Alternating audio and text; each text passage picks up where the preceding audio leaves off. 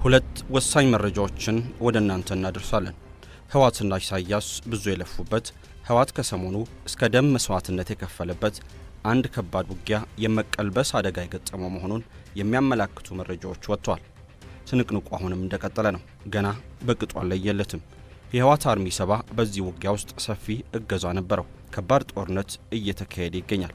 በዚህ ዙሪያ አንድ ወሳኝ መረጃ አለን። ሌላኛው ትራምፕን በፍርሃት ስጋት የጉዞ አውሮፕላናቸውን በሚስጥር እንዲቀይሩ ስላደረጋቸው ክስተት ነው። ሁለቱንም ወደ እናንተ የምናደርስ ይሆናል። በዩኤኢ ግዙፍ ሪል ስቴት ገንቢ የሆነውና ከ20 በላት ሀገራት ላይ ሰርተው ያስረከበው ሪፖርታጅ ፕሮፐርቲስ አሁን ደግሞ በኢትዮጵያ ዘመናዊ መኖሪያ መንደር በሳር ቤት ከአፍሪካ ህብረት አጠገብ ይዞላችሁ መጥቷል። በየወሩ 1% ብቻ የምትከፍሉበት ምቹ ያከፋፈል ስርዓት 25500 ካሬ ሜትር ላይ ያረፈ በአውሮፓ ስታንዳርድ የሚገነባ በ10% ቅድመ ክፍያ ቀሪውን 50% ቤቱን ከተረከባችሁ በኋላ ከስቱዲዮ እስከ ባለ 2 መኝታ በርካታ አሚኒቲዎችን ያካተተ ኮምፓውንድ እንዲሁም የተለያዩ ዓለም አቀፍ ብራንዶችን የያዙ የንግድ ሱቆችን ያካተተ በ3 ዓመት ውስጥ ጥንቅቅ ብሎ ተጠናቅቆ የሚረከቡት 100% ለሚከፍሉ 40% ቅናሽ ያገኛሉ። ስልክ 0945884444። በመጀመሪያም ህወሓት ስለለፋበት ፍልሚያናም አሁን ስለተፈጠረው አዲስ ክስተት አንድ ዕለታዊ መረጃን እናጋራችሁ። የፕሬዝዳንት ኢሳያስና የህወሓት ጥብቅ ወዳጅ ከባድ ውጊያ እያደረጉ ነው። ህወሓት ከኢትዮጵያ መንግስት ጋር አለብኝ ላለው ፍልሚያም ቀጠናዊ አጋሮችን እያሰባሰበ መሆኑ ይታወቃል። በዚህም ወዳጅን ለማፍራትና የኃይል አሰላለፍን ለማስተካከል ሰጥቶ መቀበል የግድ ነው ብሏል። ከነዚህም በሰጥቶ መቀበል ውስጥ ከተቀጡት አካሄዶች ውስጥ አንዱ ህወሓት ለሱዳን መንግስት ተዋጊዎችን መስጠቱ ነው። እነዚሁ ተዋጊዎች በሱዳን የእርስ በርስ ጦርነት ውስጥ ገብተው ከተፋላሚዎቹ መካከል አንዱ የሆኑትን ጀነራል አብዱልፈታህ አልቡርሃንን ጦር ሲያግዙ ቆይቷል። እገዛው በደምና በህይወት የተገለጸ የታጣቂዎች ፍልሚያ ነው። ከዚህ ጋር በተያያዘም በሱዳን የእርስ በርስ ጦርነት በርካታ የህወሓት ታጣቂዎች ህይወታቸውን አጥተዋል። ይሁንና አሁን የሚሰማው መረጃ ደግሞ ሌላ ሆኗል። በህወሓትና ፕሬዝዳንት ኢሳያስ ሲታገዙ የከረሙት ጀነራል አብዱልፈታህ አልቡርሃን ጦራቸው በአንድ አቅጣጫም ከባድ ምትን አስተናግዷል። ከዚህ ቀደም የድል ዜና ያወጁበትን ቦታ መልሰው ለመንጠቅ ያሰፈሰፉ ሁለት ኃይሎች ባለፉት 3 ቀናት ከግራ ቀኝ እያጣደፏቸው ነው። ይህ ሰው የሱዳኑ ጀነራል አብዱልፈታህ አልቡርሃን ናቸው። በቅርቡ እሳቸውን ያስፈነደቀ አንድ ወሳኝ ድል በኢትዮ ሱዳን ድንበር ላይ በሱዳን ግዛት አግኝተው ነበር። ለዚህ ድላቸው ከፍተኛ አስተዋጽኦ እንዳደረጉ የሚነገርላቸው የህወሓት ታጣቂዎችና ፕሬዝዳንት ኢሳያስ ናቸው። ከአንድ ወር በፊት ይህ ከባድ ትንቅንቅ ውጊያ የተካሄደው ሱዳን ከኢትዮጵያ በምትዋሰንበት ብሉ ናይል ግዛት ነበር። የህወሓት አርሚ 70 ከጀነራል አብዱልፈታህ አልቡርሃን ጦር ጋር በመሆን የጀነራል ሙሐመድ አምዳን ደጋሎ ጦርንና የሰሜን ሱዳን ነጻ አውጪ ጦር የሚባለውን ገጥሟል። ለቀናት በተካሄደው ውጊያም የደጋሎ ጦር እጅግ ስትራቴጂክ የሆነችውን ኩምሩክ ከተማንና ሰፊውን የብሉ ናይል ግዛት ለቆ ለመሄድም ተገዶ ነበር። በዚህም ጀነራል አልቡርሃንና የህወሓት አርሚ 70 አመራሮችም ደስታቸውን ሲገልጹ ነበር።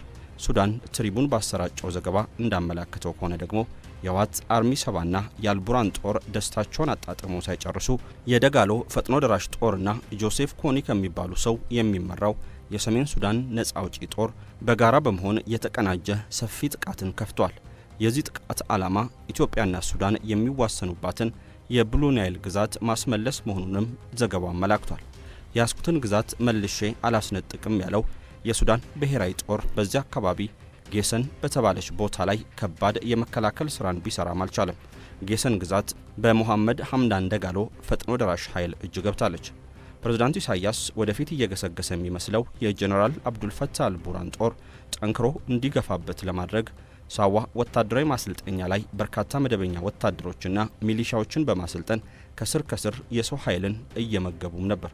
በገንዘብ ድርድር ለህወሓት በሚደርስ ገቢም ወደ ሱዳን የሚላኩትን የህወሓት ታጣቂዎች በማጓጓዙም በኩል ኢሳያስ የኤርትራን ግዛት በመፍቀድ ሲሰሩም ቆይቷል።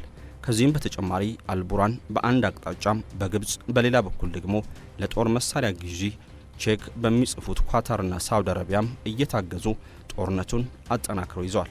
አሁን ሱዳን ትሪቡን እያሰራጨው ባለው አዲስ መረጃ ደግሞ ይህንን ሁሉ ድጋፍ አግኝቶ በቅርቡ ከፓኪስታን እጅግ የዘመኑ ጦር መሳሪያዎችን ያስገባው የጀነራል አልቡርሃን ጦር በብሉ ናይሉ ውጊያ ላይ የማፈግፈግና የመንሸራተት አዝማሚያ እየታየበት ነው። እጅግ ወሳኝ የሆነውን ግዛት ላለማስነጠቅ በሚደረገው ፍልሚያ የህወሓት ጦር ተሳትፎ የቱን ያክል ድረስ ነው በሚለው ዙሪያ ግን በግልጽ የወጣ መረጃ የለም። በምህጻረ ቃል ስያሜያቸው RSF እና SPLMN የተባሉት ሁለቱ የጥምር ጦር ተዋጊዎች ከባዱን የማጥቃት ውጊያን የከፈቱት የሱዳንን ምስራቅ አቅጣጫ ተከትለው በኢትዮ ሱዳን ድንበር በመተካካት ከሱዳን ሰሜን አቅጣጫ ሲሆን አሁን በእጃቸው ያስገቧትን የጌሰን ከተማን የተመለከተ ተንቀሳቃሽ ምስልን እንደለቀቁም የሱዳን ትሪቡን ዘገባ አመላክቷል። ውጊያው አሁን ባለው አካሄድ ከገፋ የደጋሎ ጦር መልሶ የብሉ ናይል ግዛትን የሚቆጣጠር ይሆናል።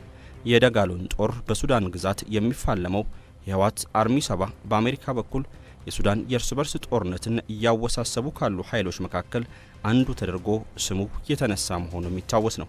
በአሜሪካ ስቴት ዲፓርትመንትም ጥብቅ ክትትል ተደርጎበት ለአሜሪካ ምክር ቤት ለውጭ ግንኙነት ክፍልም ይቅረብ የሚል መመሪያ የተላለፈበት መሆኑም የሚታወስ ነው።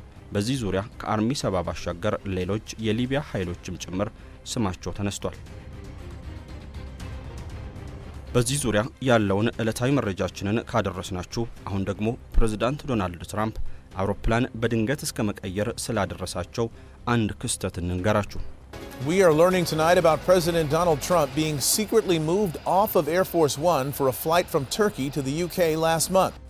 ከኢራን ጋር ጦርነት ውስጥ የገቡት ፕሬዝዳንት ዶናልድ ትራምፕ ኢራን በግል ጥቃት ልትሰነዝርብኝ ትችላለች በሚል ከባድ ስጋት ውስጥ መሆናቸውንና ከዚህ ጋር በተያያዘም በቅርቡ አንድ አስገራሚ እርምጃን እንደወሰዱ የቢቢሲና ሌሎች መረጃዎች አመላክቷል። እርምጃው የተሳፈሩበትን አውሮፕላን በሚስጥር እስከ መቀየር የደረሰም ነበር።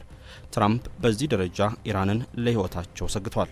የሚገርመው የማረጋገጫ መረጃውን የተናገሩት ራሳቸው ፕሬዝዳንት ትራምፕ መሆናቸው ነው።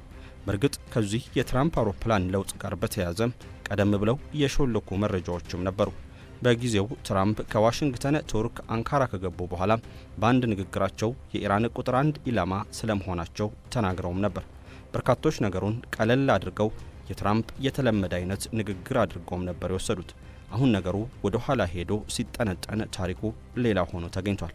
ቀደም አድርገን ጠቆም ለማድረግ እንደሞከርነው ክስተቱ የሆነው የዛሬ ወር ነው። መረጃው ተረጋግጦ የወጣው ደግሞ ሰሞኑን ነው። ማረጋገጫውን የሰጡት ደግሞ ነገር መቋጠር የማይወዱት ራሳቸው ዶናልድ ትራምፕ ናቸው። በአንድም ይሁን በሌላ መልክ እሳቸው ላይ ያነጣጠረ ጥቃት የማያጣቸው ትራምፕ የዛሬ ወር አካባቢ ወሳኝ ስብሰባ ነበራቸው። ስብሰባው የሚካሄደው ደግሞ በቱርክ አንካራ ነው። የስብሰባው ጉዳይ አሜሪካ አድራጊ ፈጣሪ የሆነችበት የሰሜን አትላንቲክ ጦር ቃል ኪዳን ኔቶን ታላቅ ጉባኤ ነው። ቱርክ በኢራን ቅርብ ርቀት ላይ የምትገኝ አውሮፓዊት ሀገር ናት። እናም የአሜሪካ ፕሬዝዳንቶችን ኤርፎርስ ዋን አውሮፕላንን ይዞ በኢራን ቅርብ ርቀት ላይ ወደምትገኘው ቱርክ መጓዙ ከዛም በዚያው አውሮፕላን ከአንካራ ወደ ዋሽንግተን መመለሱ ለትራምፕ የቅርብ ሰዎች ከባድ የፍርሃት ስጋት እንደቀነባቸው ፕሬዝዳንቱ በኢራን ሚሳኤል ኢላማ ስር ሊወድቁ ይችላሉ ብለውም ሰጉ። ለዚህ ጥርጣሬ መነሻ የሚሆን ፍንጭንም አግኝተናል አሉ። ጉዞ በዩኬ በኩል የአየር ክልል የሚደረግም ነበር። የስጋት ጥርጣሬ ላይ ደርሰናልም የተባለው በዚህ አካባቢ ነው። ፕሬዝዳንት ዶናልድ ትራምፕ ነገሩ ካለፈ በኋላ ለጋዜጠኞች በሰጡት ማብራሪያቸውም ይህንኑ የደህንነት ስጋት ሹክ ያሏቸው ደግሞ የራሳቸው የቅርብ ሰዎች ናቸው። ትራምፕ ነገሩ እንዲህ ነው በማለት የተሰጣቸውን የስጋት ማስጠንቀቂያ ተቀብለው አውሮፕላን መቀየር ግድ እንዳላቸው የቢቢሲና የሲቢኤስ ዘገባዎች አመላክቷል። የትራምፕ የቅርብ የደህንነት ሰዎች የነገሯቸው ኢራን በእርሷ አውሮፕላን ላይ ጥቃትን ልትሰነዝር አስባለች የሚለውን ነው። በሲቢኤስ ኒውስ ዘገባ ከሆነ ኢራን በአውሮፕላኑ ላይ ሚሳኤል ለመተኮስ ስለማቀዷ ተአማኒነት ያለው ስጋት አግኝተው ነበር። በኔቶ ጉባኤ አቅራቢያ ከትከሻ የሚተኮስ ሚሳኤል የያዘ ሰው ስለመታየቱ የአሜሪካ የስለላ ድርጅት መረጃ እንደነበረውም የኒውዮርክ ታይምስ ዘገባ አመላክቷል። ትራምፕ ከዚህ ጋር በተያያዘም ማብራሪያቸውን ሲሰጡም በሌላ አውሮፕላን በሌላ በረራ እንዲሄድ የፈለገው እኔ የምመራው የሚስጥር አገልግሎት ክፍል ወይም ሰክሬት ሰርቪስና ወታደራዊ ክፍሉ ነው ሲሉ ተናገሩ። ከዚህ ሚስጥራዊ አውሮፕላን ቅያሬ ጋር በተያያዘ ቀደም ብሎ የሾለከ መረጃም ይፋ ሆኖ ነበር። እነዚህ መረጃዎች ፕሬዝዳንት ትራምፕ እንደ አውሮፓውያን አቆጣጠር ሐምሌ 2 ይፋዊ በሆነ እይታ የአሜሪካ ፕሬዝዳንቶች አውሮፕላን ኤርፎርስ ዋን ላይ ከተሳፈሩ በኋላ ከዚያም ቀስ ብለው በምግብ ማመላለሻ መኪና ወደ ወታደራዊ አውሮፕላን ተዘዋውረዋል የሚሉ ነበሩ። እነዚህን ሲዘዋወሩ የነበሩትን ሪፖርቶችን ተከትሎም ጋዜጠኞች ለምን ይሆነ የሚለውን ጉዳይ ይዘው መጠየቃቸውን ቀጠሉበት። በዚህ መሃል ትራምፕ ነገሩ እንደዚህ ነው፣ ውስጡን ከሚብሰለሰል ለምን እኔ አላፈነዳውም ያሉ ይመስላል። እናም የተሰራጨው መረጃ እውነት ነው ሲሉም ተናገሩ።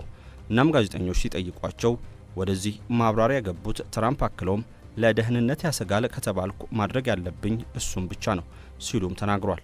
በኤርፎርስ ዋን የአሜሪካ ፕሬዝዳንቶች አውሮፕላን ውስጥ ጉዞ የሚያደርጉት ፕሬዝዳንት ትራምፕ ብቻ ሳይሆኑም ሌሎች በርካታ ሰዎችም ናቸው። ከነዚህም መካከል የፕሬዝዳንቱ ጥበቃዎች፣ የቅርብ ረዳቶች፣ አማካሪዎችና ጋዜጠኞችም ይገኙበታል።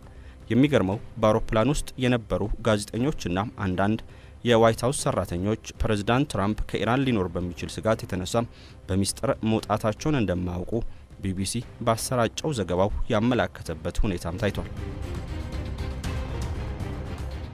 ይህ በመጨረሻው ሰዓት የተደረገው ቅያሪ በማታለያነት በተጠቀሙበት አውሮፕላን ውስጥ የቀሩት ሰዎች ለአደጋ ተጋልጠው እንዲጓዙ ተደርጎ ይሆን በሚል ጥያቄዎችን ቢያስነሳም ትራምፕ ግን እንዲያውም እርሳቸው የተሳፈሩበት ወታደራዊ ጄት የበለጠ አደጋ ላይ ነበረ ሲሉም ራሳቸውን ተከላክሏል። ከዛ በኋላ ግን በትራምፕና በኢራን መካከል ነገሮች ተባብሰው ታይተዋል። ሁለቱ ሀገራት ተስማምተው የመግባቢያ ስምምነትን ተፈራርመዋል ቢባልም በዚያው ሰሞን ጦርነቱን በአዲስ መልክ ማካሄድ ጀመሩ። ትራምፕ ኢራንን ይደበድባሉ፣ ኢራንም ምላሽን ትሰጣለች። በዚህ መልኩ ሌላ 1 ወር ጦርነት ቀጠለ። በመጨረሻም ትራምፕ ተረቱ። ዘገባዎች እንደሚያመላክቱት ከሆነ ደግሞ ፕሬዝዳንት ዶናልድ ትራምፕ ከሰዓታት በፊት ወደ ኢራን አማላጅ ሽማግሌዎችን ልኳል። ቴህራን በመሄድ የኢራን ባለስልጣናትን አግባቡልን የተባሉት የፓኪስታን አመራሮች ናቸው። እንደ አልጀዚራ ዘገባ ከሆነ ከዚህ ጋር በተያያዘም የፓኪስታኑ የሀገር ውስጥ ጉዳይ ሚኒስትር ሞሺን ናክቪ ወደዚያው ማምራታቸው ተሰምቷል። በብዙ ጥረቶችና ድርድሮች የተከፈተው የሆርሙዝ ሰርጥ መልሶ መዘጋቱን ተከትሎ ትራምፕ በኃይል ለማስከፈት ያደረጓቸው ጥረቶች በሙሉ በስኬት ሳይደመደሙ መቅረታቸው ወደ ቴህራን አማላጅ ሽማግሌዎችን እንዲልኩ ያደረጋቸው መሆኑን ዘገባዎች እያመላከቱ ይገኛሉ። ኢራን የፓኪስታን ምልጃ ጠያቂ ሽማግሌዎችን ተቀብላ በማናገር አለኝ ያለችውን ምላሽ እንደሰጠችም ይህ የአልጀዚራ ዘገባ አክሎ አመላክቷል። የኢራኑ ብሔራዊ ጸጥታ ምክር ቤት ሰብሳቢ ሞሼን ሬዛይ በአማላጅነት ለተላኩት ሽማግሌዎች ሰጥተውታል በተባለው ምላሽም ትራምፕ የመርህ ሰው ሆነው ቃላቸውን እንዲያከብሩና የሕፃን ጨዋታ የሚመስለውን ባህሪያቸውን አርቀው እስኪያስተካክሉ ድረስ የሚከፈት የሆርሙዝ ወሽመጥ የለም ሲሉ መናገራቸውም ታውቋል። ኢራን አሜሪካ ከሩቅ በመምጣት በሆርሙዝ ጉዳይ ምን አገባት?